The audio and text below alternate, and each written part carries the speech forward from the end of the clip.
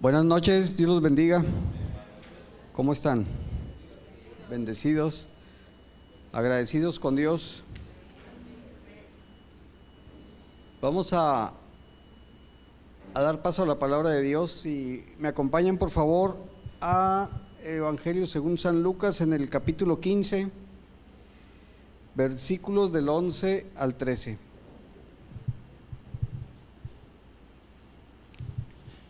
Cuando lo tengan me dicen, por favor.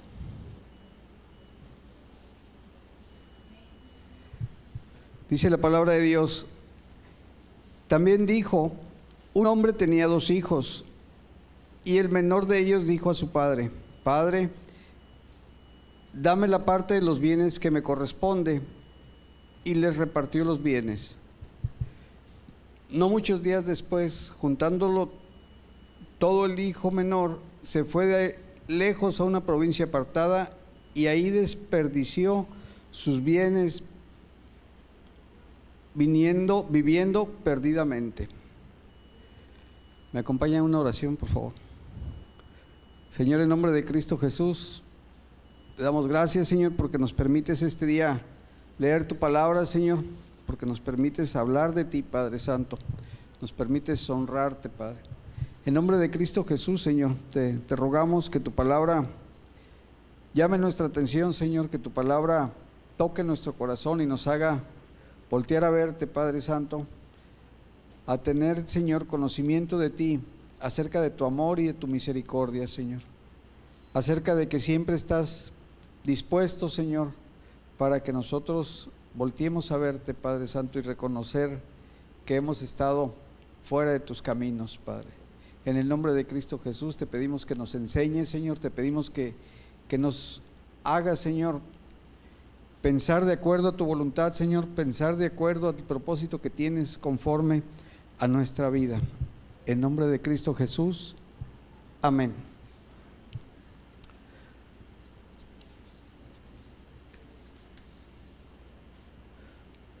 Ahí en la palabra de Dios, algunos pasajes que nos hablan acerca de la ley que estaba escrita o que fue dictada por medio de Moisés y que era para el pueblo de Dios.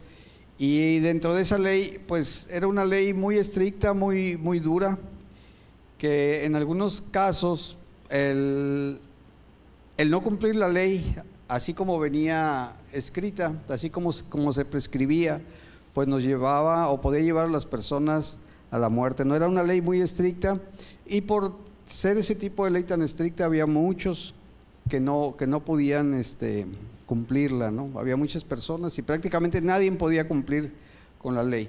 Por eso los llevaba de tiempo en tiempo a hacer sacrificios, a hacer ofrendas, a hacer pues acciones que los llevaran a tener una reconciliación temporal con el Señor.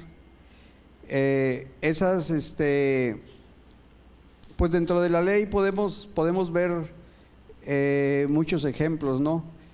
Por ejemplo, la ley del talión, ojo por ojo y diente por diente. Y nuestro Señor Jesucristo, ¿qué nos decía? Oíste que fue dicho ojo por ojo, diente por diente, pero yo les digo, si alguien te pide o si alguien te golpea, pues volteate para que te vuelva a dar otra, ¿no? O si te quita, pues dale todo lo que tengas. O sea, no te pongas en contienda con la persona. O sea, algo muy distinto a lo que estaba en la ley. Pero eso vino a ser con la enseñanza de nuestro Señor Jesucristo, que quitó esa atadura a la ley que era difícil de cumplir. Y así como esa, pues hay otras. Por ejemplo, la ley acerca de los enfermos, a los enfermos de lepra. ¿Se acuerdan cómo eran tratados los enfermos de lepra? Los enfermos de lepra eran separados de la comunidad. Cuando tenían ciertos síntomas o tenían ciertas circunstancias que los hacía pensar esto es lepra, tenían que presentarse delante del sacerdote y el sacerdote los evaluaba. Y en ese momento el sacerdote en lugar de darles un diagnóstico médico, los dictaminaba como inmundos. Y a partir de que eran inmundos tenían que salir del pueblo, eran desechados, eran excluidos del pueblo y no podían estar junto con todas las personas de la aldea. Entonces eran una sentencia de rechazo completamente. En el caso del adulterio también, bueno, en el caso de los leprosos vemos que era una ley muy estricta que decía: el que esté leproso, vámonos de aquí. Y si te llegas a acercar al pueblo tienes que gritar para que todos sepan que tú tienes lepra, tienes que gritar que eres inmundo. Y pues cuando la gente gritaba inmundo, inmundo, pues todos sabían que era lepra y que era muy contagiosa y que tenía que apartarse. También simbolizaba todo lo que tiene que ver con pecado, ¿no? La persona que era inmunda estaba muy relacionada al pecado. Entonces, de esa manera identificaban a los leprosos, o hacían que los leprosos se identificaran con el pueblo. Pero ¿qué pasó cuando vino nuestro Señor Jesucristo? Vino un leproso delante de él y le pidió sanidad. Y lejos de hacer lo que todos los judíos hacían, que todo el pueblo de Dios hacía, de excluirlo, nuestro Señor Jesucristo lo tocó, lo recibió, habló con él y lo sanó. O sea, algo muy distinto a como estaba escrito en la ley, ¿no? El Señor vino y lo sanó. Después, la palabra de Dios da cuenta de 10 leprosos, igual los mismos, el mismo tratamiento, que eran inmundos, pero el Señor los sanó. De esos 10 leprosos, uno solo se quedó glorificando al Señor. Y así hay diferentes partes de la ley donde pues era muy difícil de cumplir, inclusive para el adulterio. En el adulterio pasaba algo muy, muy fuerte y era muy, muy contundente. Estaba prohibido el adulterio y sigue estando prohibido hasta ahorita, ¿no? Pero había adulterio y si los cachaban en la maroma, en adulterio a la pareja, pues tanto el varón como la mujer eran muertos a pedradas. O sea, eso estaba en la ley y eso se cumplía si los encontraban cometiendo el acto del adulterio, o se enteraban de que estaban cometiendo adulterio, pues esas personas iban a morir. ¿Vale? Pero ¿qué pasa con nuestro Señor Jesucristo? Le traen a una mujer adúltera. ¿Y quién se lo traen? Los principales de la sinagoga, los principales pues religiosos, los que sabían de la ley, los que sabían qué se tenía que hacer en esos casos, y venían, pero no nada más venían con la intención de juzgar a la adúltera, sino venían con la intención de tentar a nuestro Señor Jesucristo, a ver qué decía. Que nuestro Señor Jesucristo les dijo: bueno, pues el que esté libre de pecado, que tire la primera piedra, ¿no? Y conociendo los corazones de ellos, pues nadie se atrevió a tirar la primera piedra, porque sabían que todos habían pecado, todos tenían algo que por lo cual pudieran ser señalados. Y a la mujer, ¿qué le dijo? ¿Quién te acusa? ¿Dónde están los que te acusan? El Señor le dijo: pues vete y no peques más. Yo tampoco te acuso, no hay quien te acuse, yo tampoco te acuso, vete y no peques más. Y así pues en diferentes situaciones, comparando lo que pasaba en la ley y lo que pasaba con nuestro Señor Jesucristo. Hay una parte de la palabra de Dios, también de la ley, que habla acerca de los hijos desobedientes, y esa parte de la ley era una parte muy, muy, yo pienso que muy difícil de cumplir. Era un mandamiento, era una, pues, era parte de la ley. No sé si realmente esa parte de la ley se llegó a cumplir, pero era muy, muy difícil. Dice en Deuteronomio 21:18, dice: si alguno tuviera un hijo contumaz y rebelde, La palabra contumaz es muy parecida a rebelde, pero todavía con más fuerza, porque trae necedad y aferramiento, un rebelde y aferrado al mismo tiempo, ¿no? De esos que están en contra de todo, pero aún sabiendo que están mal, están aferrados en su idea, en su forma de ser, en su forma de pensar, y no aceptan ningún tipo de corrección.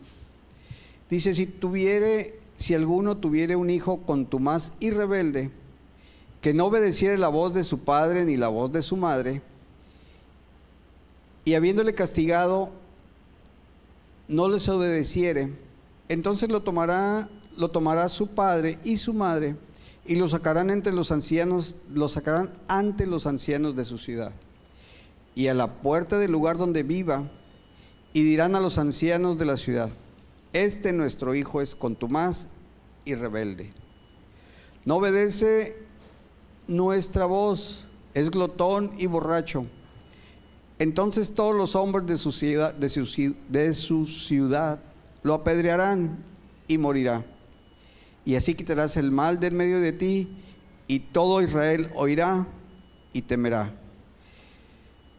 Qué dura era esta ley, porque imagínense la situación de los padres para llevar a su hijo ante, digamos, aquí dice ante los ancianos, pero pues es ante los principales de la ciudad, y ¿sabes qué? Darle la queja: no puedo con mi hijo, aquí lo tengo, aquí está.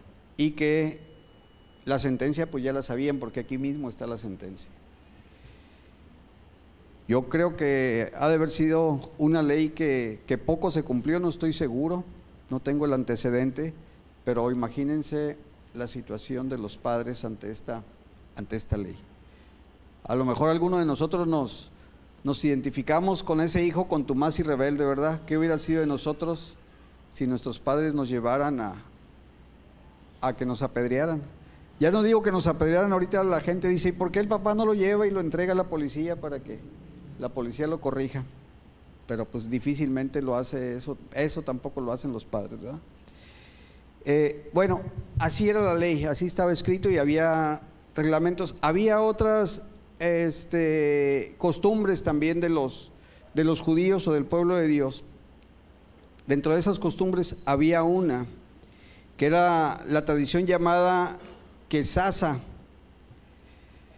Que quesasa significa, o tiene un significado muy parecido a ser repudiado. Esta tradición era un rito social de exclusión practicado en tiempos antiguos por el pueblo hebreo, y consistía en que cuando un miembro de la comunidad, normalmente un hijo, perdía la herencia familiar con extranjeros o deshonraba gravemente a su pueblo, los ancianos o la gente del lugar lo recibían rompiendo una vasija de barro enfrente de él.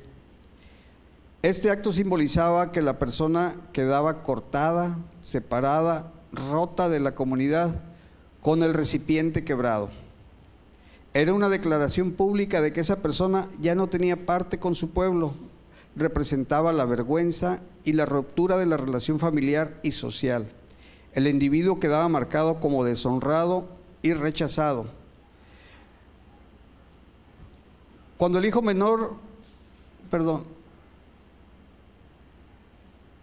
en resumen, la tradición del quesasa significa rechazo y ruptura total, pero Jesús la usa de trasfondo para mostrar que el amor del Padre restaura y reintegra al que se arrepiente. Esta tradición marcaba que cuando el hijo se portaba mal, el hijo deshonraba, o en este caso el hijo pedía su parte de la herencia y la malgastaba, era una deshonra muy grande para los padres. Era algo que no nada más marcaba al hijo, sino marcaba a toda la familia, porque esa familia era deshonrada, y era deshonrada a través de la desobediencia del hijo. Y era algo muy parecido a lo que pasaba con ese hijo contumaz y rebelde, que tenía que ser separado de la comunidad. Leyendo acerca de esta tradición de la quesasa, aquí en lo que les acabo de leer, no habla acerca de que tenía que ser apedreado y que tenía que morir, pero en algunas otras lecturas que encontré, sí habla de que el hijo que deshonraba a la familia y el hijo que malgastaba la herencia, que pedía la herencia como una exigencia y la disipaba, la perdía, si es que regresaba a la casa de los padres y los del pueblo veían esa acción, que regresaba, la gente del pueblo inmediatamente aplicaba esta tradición y agarraba y les reventaban una cazuela de barro en los pies, y a partir de ahí eso significaba que esa persona no era bien recibida en la aldea, en la comunidad o en el pueblo, ¿no? Y como les digo, algunos historiadores o en algunas lecturas marca así nada más que quebraban el jarrón de barro, pero en otros también habla de que los apedreaban hasta que murieran, ¿no? Leyendo el Evangelio según San Lucas, en este capítulo 15, que habla acerca del hijo pródigo, hemos leído ya hemos tenido esta prédica o esta lección, la hemos escuchado muchas veces, y hoy la vamos a tocar y con el contexto que ya dimos o que ya escuchamos, quisiéramos que la analizáramos un poco. Dice, también dijo un hombre tenía 2 hijos. Este es nuestro Señor Jesucristo enseñando al pueblo a través de parábolas, a través de ejemplos, a través de ilustraciones. Teníamos un gran maestro que nos dejó ese legado y ese tipo de enseñanza, ¿no? Muy claro, muy directo al hablar y fácil de entender para todos. Decía nuestro Señor Jesucristo, también dijo, un hombre tenía 2 hijos, y el menor de ellos dijo a su padre, Padre, dame la parte de los bienes que me corresponde, y le repartió los bienes. No muchos días después, dejándolo todo, el hijo menor se fue lejos a una provincia apartada, y ahí desperdició sus bienes viviendo perdidamente. ¿Sabes qué? Aquí este relato inicia hablándonos de un hijo que deshonró a sus padres pidiendo parte de la herencia, pidiendo lo que según él le correspondía. Había también de parte de la ley que la herencia de los hijos, si el padre moría y tenía 2 hijos, pues la herencia se repartía en 3 partes. Se hacían 3 partes de la herencia, de lo que se fuera a repartir se hacían 3 partes, y al hijo mayor le correspondían 2 partes, al hijo menor le correspondía una tercera parte. Entonces el hijo menor sacó cuentas, tantas vacas, tantas hectáreas de terreno, un tractor, el carro de dominguear y aparte los ahorros. Dice, no, con esto me va a ir bien, me voy a ir de pachanga un tiempo. Pero esa acción era deshonrar a la familia, deshonrar al padre.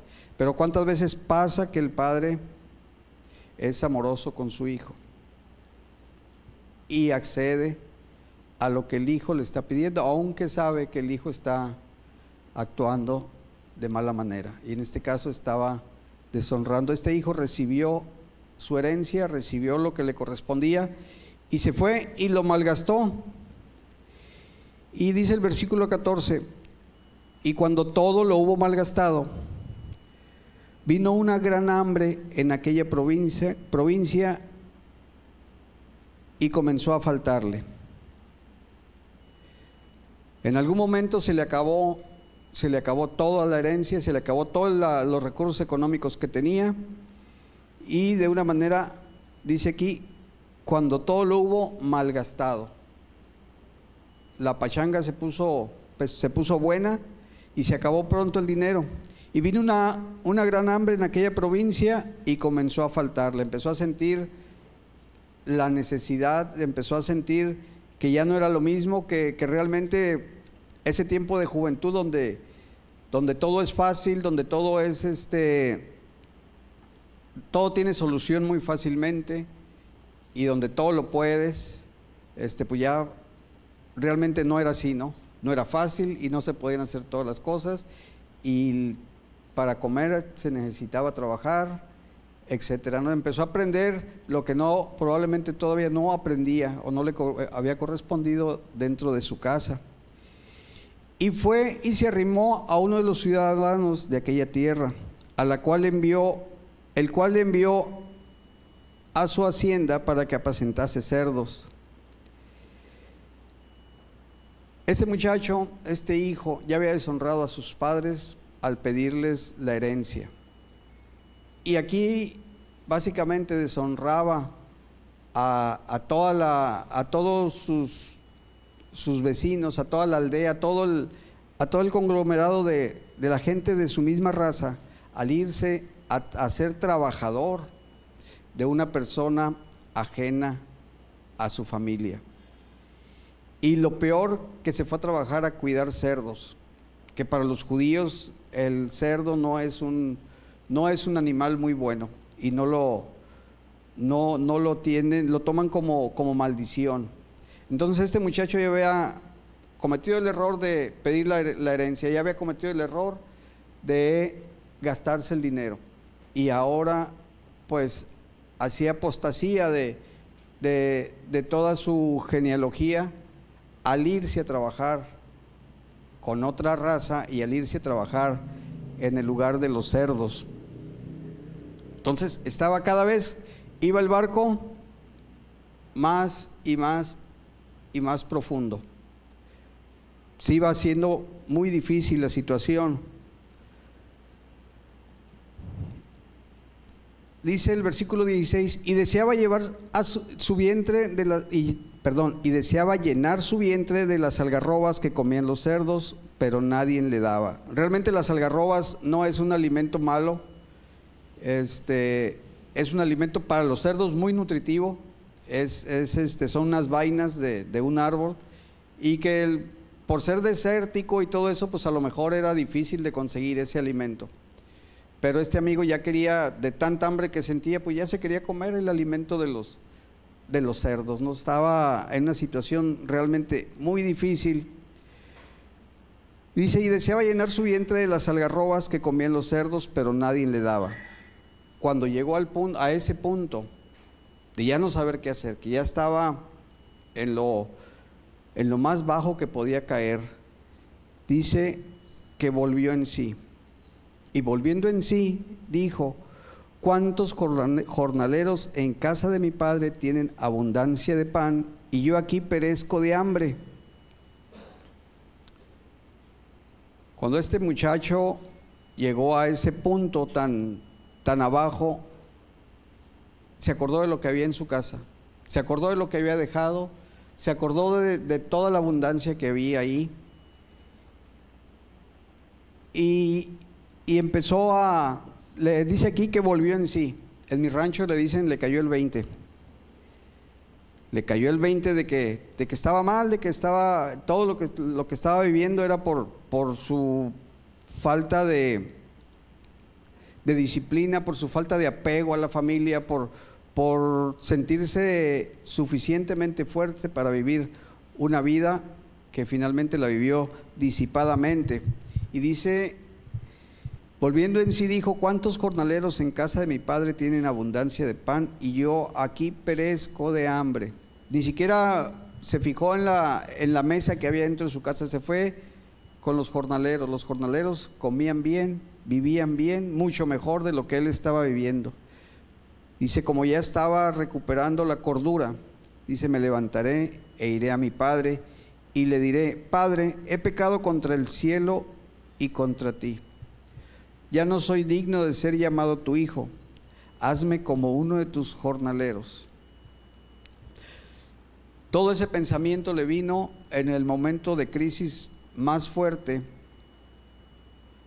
y planeó todo esto. ¿Sabes qué? Le llegó digamos que no puede ser arrepentimiento, porque él estaba buscando al mismo tiempo solución. Él estaba buscando al mismo tiempo cómo de alguna manera empezar a sacar cuentas: si me voy y como pan de allá con mi papá y me pongo a trabajar y empiezo a ahorrar y me pongo a hacer una alcancía y luego ya llego con mi papá y le regreso su dinero. Probablemente todas esas matemáticas se las aventó rapidísimo. No estaba hablando tanto de que se arrepentía de haber cometido todas esas afrentas a la familia. Dice: ya no soy digno de ser llamado tu hijo, hazme como uno de tus jornaleros.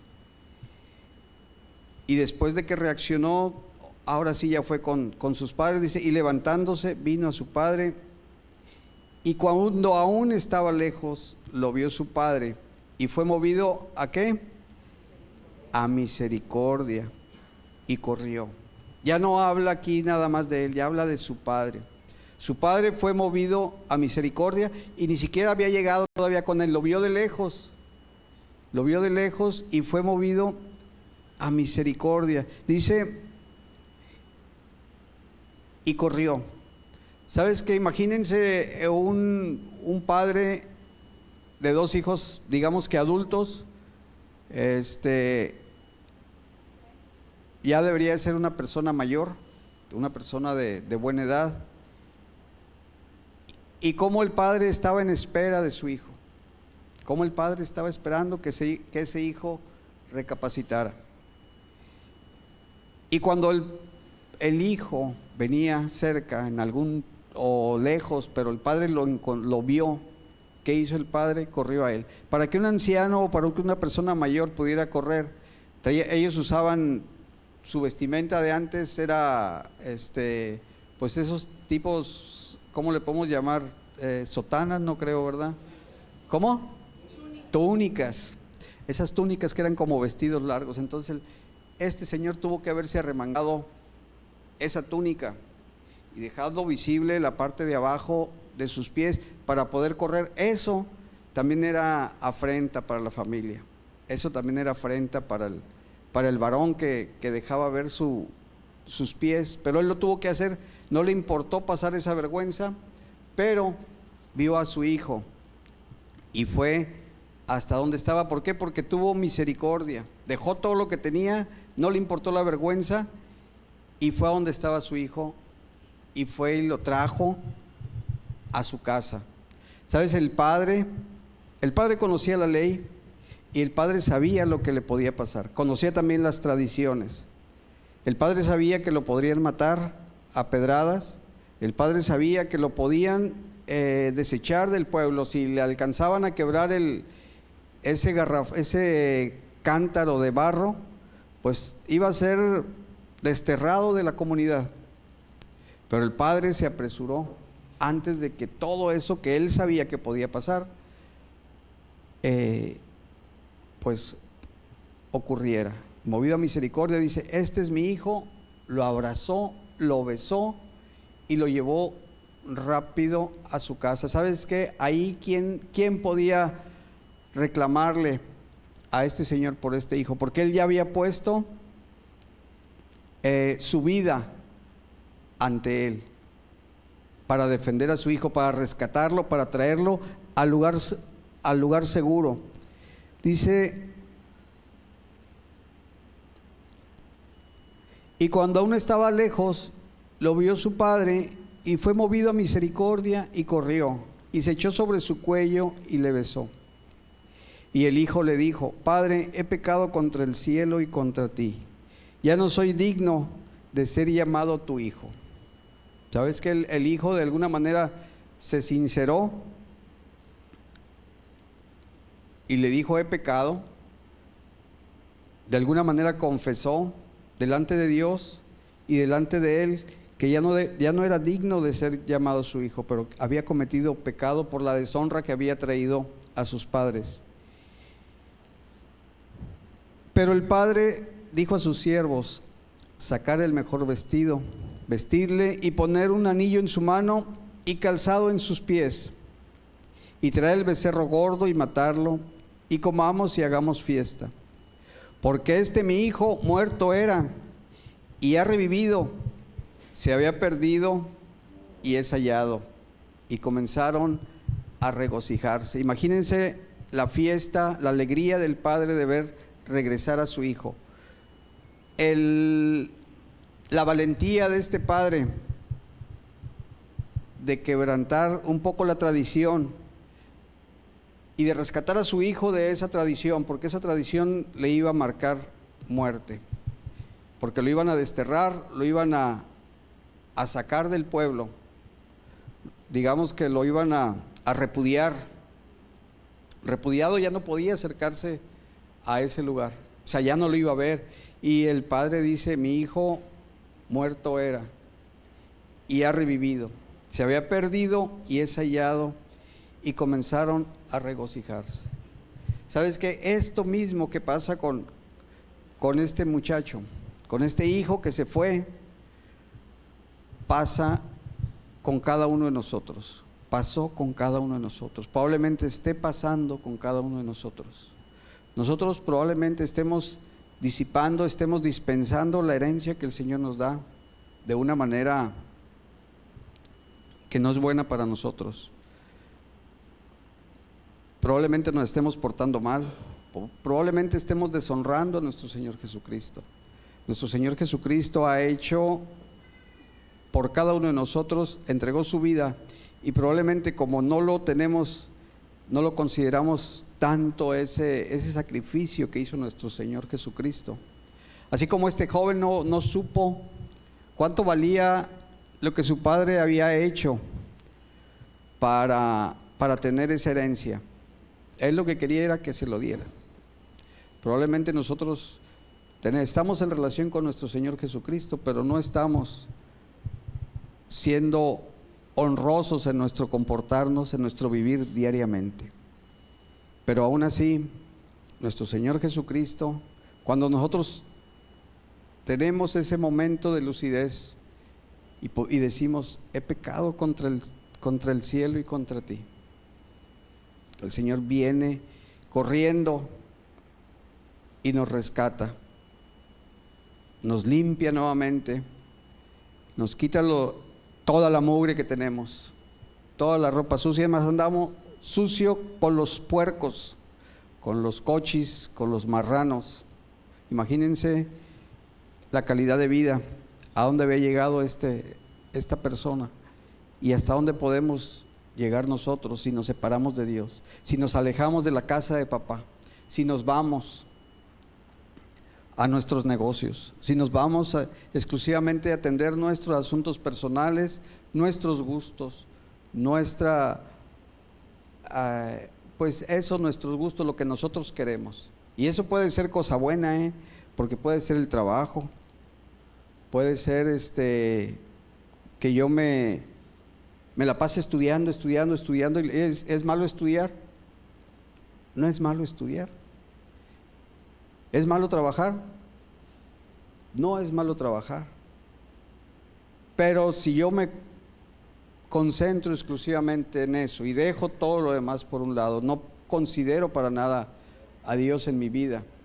O imagínate que soy el mejor esposo de la comarca, soy el mejor padre de toda la región, soy el ciudadano intachable, que alguna vez escuché la palabra de Dios, pero se me hizo un libro bonito, se me hizo unos relatos interesantes, pero no le he puesto más atención. Sin embargo, soy el ciudadano ejemplar, soy la mejor persona a vida. ¿Sabes qué? Eso me hace a mí estar apartado de Dios. Pero también puede ser el caso de que yo no sea ese ciudadano ejemplar, de que yo no sea ese padre ejemplar y que yo no sea el mejor esposo que pudo tener mi esposa. Y que aparte diga que estudio la Biblia, aparte diga que Jesucristo es mi Señor.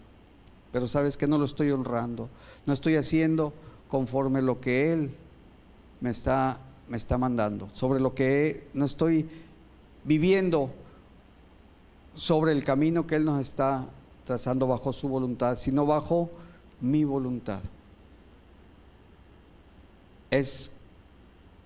Esta palabra normalmente la utilizamos para aventar la piedra para aquellos que vinieron una vez a la congregación y hoy no están, para los que ya les compartimos y se emocionaron y hoy no están.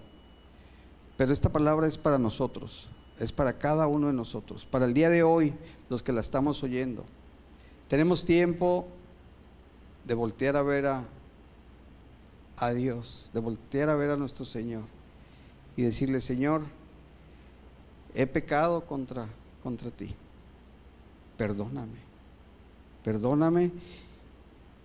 Y a cada momento que nosotros tengamos una ligera intención de separarnos de Él, una ligera, ni siquiera que nos separemos, que tengamos esa ligera intención, y nos da la oportunidad de recapacitar. Dice aquí que volviendo en sí, nos da la oportunidad de volver en nosotros mismos, de volver en sí, de darnos cuenta de que estamos empezando a fallar. En ese momento que tenemos esa lucidez, pues tenemos que regresar a los pies de Cristo. ¿Sabes qué? El Señor otra vez nos va a quitar esa vestimenta sucia y nos va a poner vestiduras. Dice: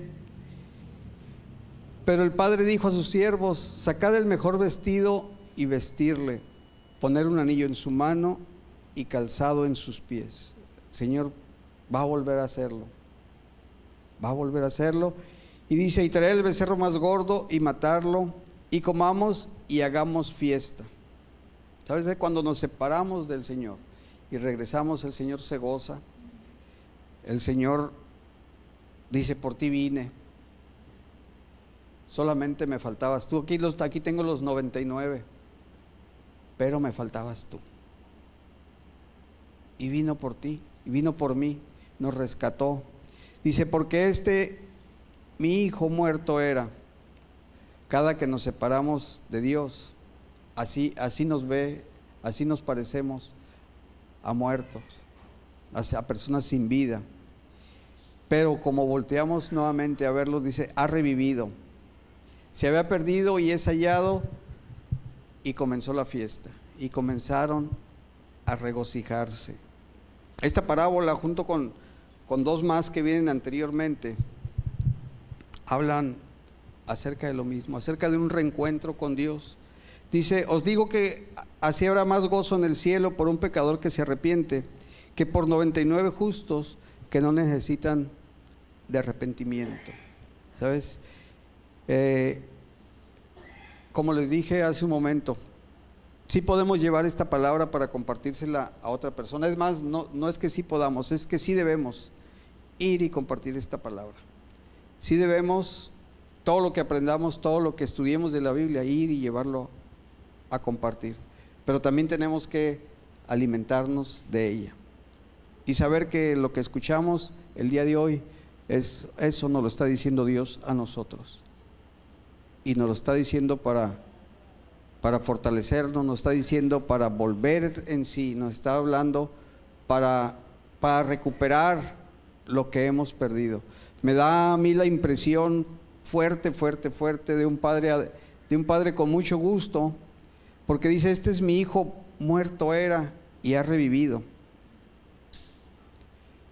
¿Qué palabra tan fuerte esta? Aunque es una ilustración, aunque es una palabra, es una parábola, es una parábola real, una ilustración real de lo que pasa en la vida de la persona cuando nos separamos de nuestro Señor Jesucristo. Entonces, tomemos la palabra de Dios con la reverencia que se merece. Tomemos la oportunidad que Dios nos da para acercarnos a Él y para ponernos a cuentas con Él. La fiesta empieza con nosotros cuando decidimos arrepentirnos, cuando decidimos volver al camino del Señor. En la tradición judía, pues el que deshonraba al padre era desechado del pueblo. Le quebraban la cazuela ahí en la entrada y no lo querían volver a ver. Pero con nuestro Señor Jesucristo eso quedó en el olvido. Nuestro Señor Jesucristo nos llama y nos dice: ven, te voy a bañar, te voy a cambiar, y no sin antes, así como llegaste todo mugroso, te voy a besar y te voy a abrazar. Así de bueno y de misericordioso nuestro Señor. ¿Me acompañan a orar? Señor, en nombre de Cristo Jesús, te damos gracias, Padre Santo, esta noche por tu palabra. Te damos gracias, Señor, porque nos enseñas con amor, Padre. Nos enseñas con ilustraciones, Señor, nos enseñas con parábolas, Padre Santo. Nos enseñas con cosas que podrían pasar, Padre. Y que nos das la oportunidad, Señor, hoy que estamos a tiempo, Padre Santo, de venir delante de ti, ponernos a cuenta, Señor, y decirte, Padre, hemos pecado contra el cielo y contra ti. Perdónanos, Señor. Y permítenos, Señor, no disipar la vida, Señor, a nuestro antojo, a nuestro gusto, Señor,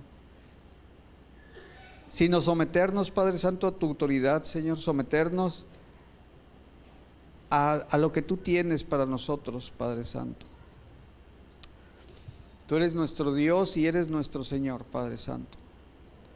Eres nuestro Dios milagroso, eres nuestro Dios amoroso, Señor.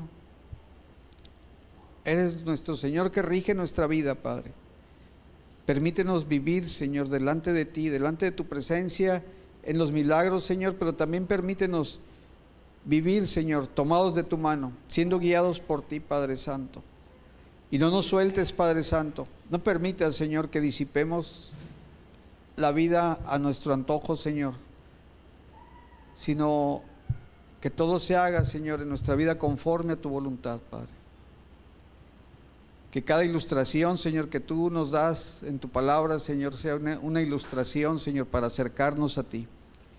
Que veamos en tu palabra, Señor, la oportunidad de venir siempre a ti, Padre Santo. Que no tomemos tu palabra, Señor, como algo que me aleje de ti, Señor, sino que al contrario, Padre Santo, que cada vez te conozcamos más y más y podamos estar confiados contigo, Padre. Tú eres el único Padre bueno, Señor. Y tu palabra también dice, Señor, que si nosotros, siendo malos, sabemos dar cosas buenas a nuestros hijos, Señor, ¿cuánto más nos podrás dar tú, Padre Santo? Gracias, Señor, por tu amor, por tu infinita misericordia, Señor. Y gracias porque nos estás formando día con día, Padre Santo. Estás fortaleciendo nuestro carácter, Señor, formando nuestro carácter para servirte, principalmente para honrarte, Señor, y para no separarnos de ti, Padre. En el nombre de Cristo Jesús te alabamos y te bendecimos, Señor. Amén.